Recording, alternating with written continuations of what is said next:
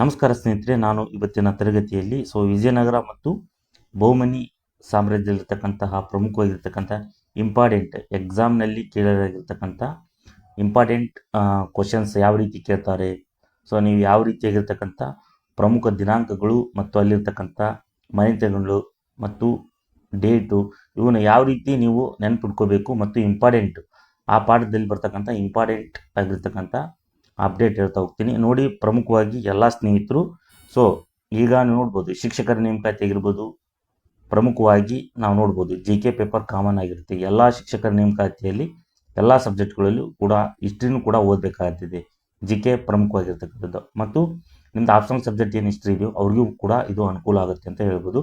ಮತ್ತು ಉಳಿದಿರ್ತಕ್ಕಂಥ exam KPSC ನಡೆಸಿರ್ತಕ್ಕಂಥ FTA ST ಎಕ್ಸಾಮ್ ಆಗಿರ್ಬೋದು, KE ಡಿಪಾರ್ಟ್ಮೆಂಟಲ್ಲಿ ಬರ್ತಕ್ಕಂಥ PC ಎಕ್ಸಾಮ್ಗಳಿಗೆ, ವಿಲೇಜ್ ಅಕೌಂಟ್ ಆಗಿರ್ಬೋದು, PDO ಆಗಿರ್ಬೋದು, ಇಲ್ಲಿರ್ತಕ್ಕಂಥ ಎಲ್ಲ ಎಕ್ಸಾಮ್ಗಳಿಗೂ ಇದು ಕೂಡ ಅನುಕೂಲ ಆಗುತ್ತೆ ಅಂತ ನಾನು ಹೇಳ್ತೀನಿ. ನೋಡಿ ಎಲ್ಲ ಸ್ನೇಹಿತರು, ಈ ಪ್ರಮುಖವಾಗಿರ್ತಕ್ಕಂಥದ್ದು ಏನಪ್ಪ ಅನ್ನೋದಾದರೆ ವಿಜಯನಗರ ಮತ್ತು ಬಹುಮನಿ ರಾಜ್ಯದಲ್ಲಿ ಬರ್ತಕ್ಕಂಥ ಪ್ರಮುಖವಾಗಿರ್ತಕ್ಕಂಥದ್ದು ನಾವು ಯಾವ ರೀತಿ ನೆನ್ಪಿಟ್ಕೋಬೇಕು ಮತ್ತು ಇಂಪಾರ್ಟೆಂಟ್ ಪಾಯಿಂಟ್ ಏನು ಅನ್ನೋದ್ರ ಬಗ್ಗೆ ಹೇಳ್ತೀನಿ. ಫಸ್ಟು ಬರೋಣ ಸ್ನೇಹಿತರೆ, ವಿಜಯನಗರ ಸಾಮ್ರಾಜ್ಯ. ಇಲ್ಲಿ ವಿಜಯನಗರ ಸಾಮ್ರಾಜ್ಯದ ಸ್ಥಾಪನೆ ಯಾವಾಗ ಆಯಿತು ಅಂತ ಪ್ರಶ್ನೆ ಕೇಳಿದರೆ ನೋಡ್ಬೋದು, ನಿಮ್ಗೆ ಗೊತ್ತಿರಬೇಕು 1336ರಲ್ಲಿ ಸ್ಥಾಪನೆ ಆಯಿತು. ಇದು ಏನಾದರೂ ನಿಮಗೆ ಆನ್ಸರ್ ಗೊತ್ತಿದ್ದರೆ ಅಲ್ಲಿ ಕನ್ಫ್ಯೂಸ್ ಆಗಲ್ಲ. ಅಲ್ಲಿ ಆಪ್ಷನ್ಗಳನ್ನು ಕೊಡ್ತಾರೆ, 1236 ಕೊಡ್ತಾರೆ, 1536 ಕೊಡ್ತಾರೆ, ಉಳಿದಿರ್ತಕ್ಕಂಥದ್ದು ಎಕ್ಸ್ಟ್ರಾ ಆಪ್ಷನ್ ಕೊಡ್ತಾರೆ. ನಿಮಗೆ ಪಕ್ಕಾ ಆನ್ಸರ್ ಗೊತ್ತಿದ್ದರೆ ನೀವು ಅಲ್ಲಿ ಸ್ಕೋರನ್ನು ಮಾಡ್ತೀರಂತ ನಾನು ಹೇಳ್ಬೋದು. ನೆಕ್ಸ್ಟ್ ಕ್ವಶನ್, ಸಾಮ್ರಾಜ್ಯದ ಅಸ್ತಿತ್ವದಲ್ಲಿದ್ದ ಅವಧಿ. ನೀವು ಕ್ವಶನ್ಗಳನ್ನು ನೀಟಾಗಿ ಓದ್ಕೋಬೇಕು. ಅಲ್ಲಿ ಕ್ವಶನ್ಗಳು ಬಹಳ ಕನ್ಫ್ಯೂಸ್ ಆಗಿರ್ತಕ್ಕಂಥದ್ದು ಎಕ್ಸಾಮ್ನಲ್ಲಿ. ನಿಮ್ಗೆ ಈಸಿ ಅನಿಸಿದ್ರು ಭಾಳ ಕನ್ಫ್ಯೂಸ್ ಮಾಡ್ತಿದೆ.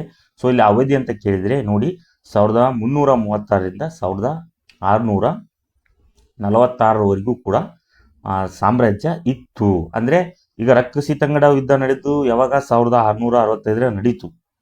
ಆದರೆ ಸಾಮ್ರಾಜ್ಯ ಇನ್ನೂ ಆಳ್ವಿಕೆ ಇತ್ತು ಅನ್ನೋ ಒಂದು ಕಾಲ ಯಾವುದಪ್ಪ ಅಂದರೆ 1336ರಿಂದ 1646ವರೆಗೆ ಇತ್ತು. ಇದು ಇಂಪಾರ್ಟೆಂಟ್.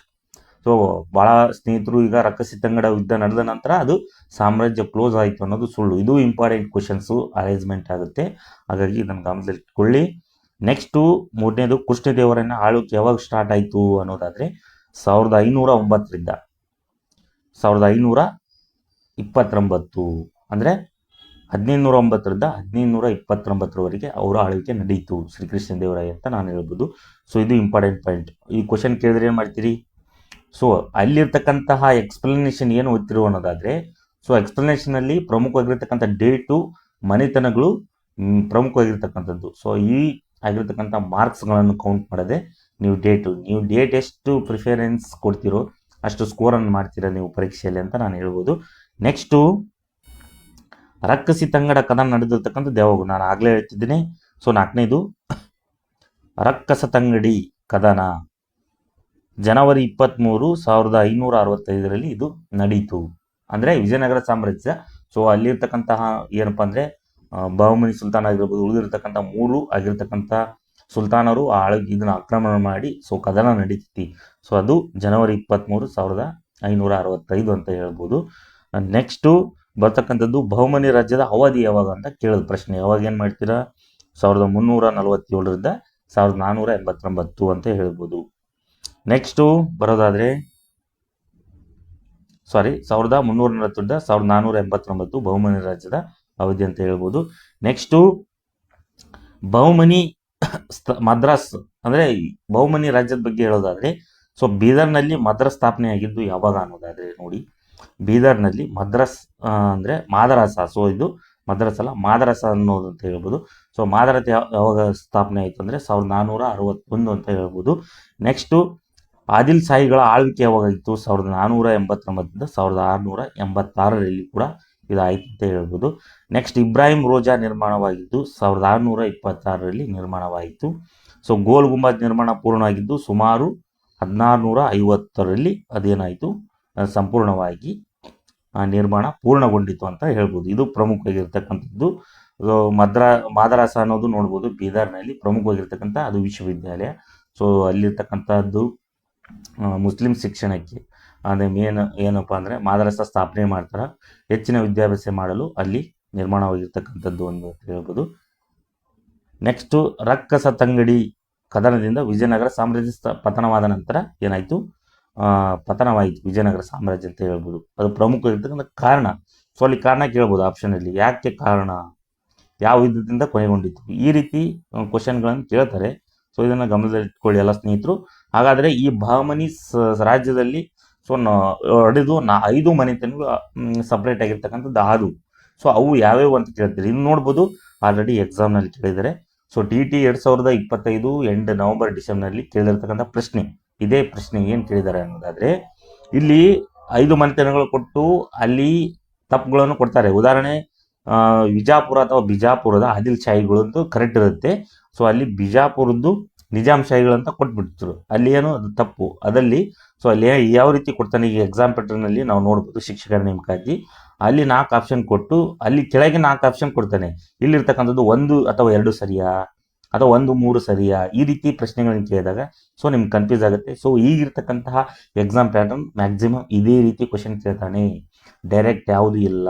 ಸೊ ನೀವು ಅಲ್ಲಿ ಡೈರೆಕ್ಟ್ ತಪ್ಪು ಸರಿ ಅನ್ನೋಕ್ಕಿಂತ ಆಪ್ಷನ್ ಕೆಳಗೆ ಬರಬೇಕು, 1, 2 ಸರಿಯಾ ಅಥವಾ 3, 4 ಸರಿ, ಈ ರೀತಿ ಪ್ರಶ್ನೆಗಳನ್ನ ಕೇಳಿದಾಗ ನಿಮಗೆ ಬಹಳ ಗೊಂದಲ ಆಗುತ್ತೆ.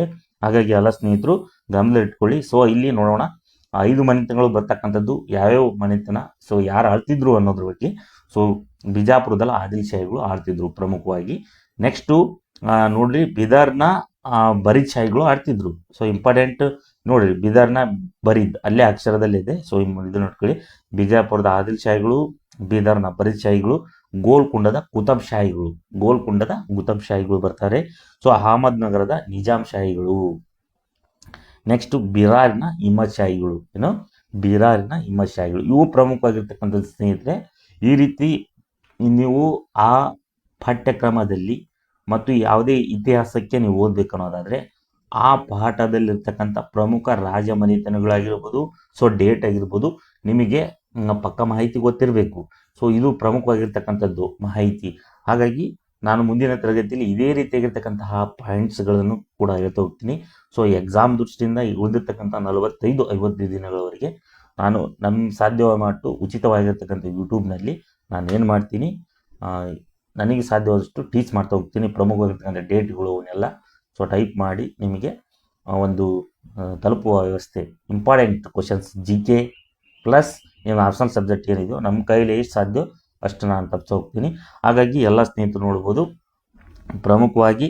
ಸೊ ಯಾರ್ಯಾರು PDF ನೋಟ್ಸ್ ನಮ್ಮಲ್ಲಿರ್ತಕ್ಕಂಥದ್ದು ಕೇವಲ 100 ರೂಪೀಸ್ಗೆ ಪೇಪರ್ 1, ಪೇಪರ್ 2 ಆಗಿರ್ತಕ್ಕಂಥದ್ದು ನೋಟ್ಸ್ಗಳನ್ನು ಕಳಿಸ್ತಿದ್ದೀವಿ. ಸೊ ಯಾರಿಗೆ ಬೇಕೋ ಅವರಿಗೆ ಈಗ ಆಲ್ರೆಡಿ ನೋಟ್ಸ್ಗಳನ್ನು ತಗೊಂಡಿದ್ದಾರೆ. 100 ರೂಪೀಸ್ಗೆ ಪೇಪರ್ 1 ಪ್ಲಸ್ ಪೇಪರ್ 2 ಸಂಬಂಧಪಟ್ಟಿರ್ತಕ್ಕಂಥ ಎಲ್ಲ ಸಬ್ಜೆಕ್ಟ್ಗಳು, ನೀವು ಯಾವ ಶಿಕ್ಷಕರ ನೇಮಕಾತಿ ಬರೀತಿರೋ, HSTR GPST ಎಷ್ಟು ಎಕ್ಸಾಮ್ಗೆ ಎಲಿಜಿಬಲ್ ಇದ್ರು ಅನ್ನೋದು ನೀವು ಈ ಕೆಳಗೆ ಶೋ ಆಗ್ತಿರೋ ವಾಟ್ಸಪ್ ನಂಬರಿಗೆ ಏನಾದರೂ ಮೆಸೇಜ್ ಮಾಡಿ, ಕಾಲ್ ಮಾಡಿಬೇಡಿ.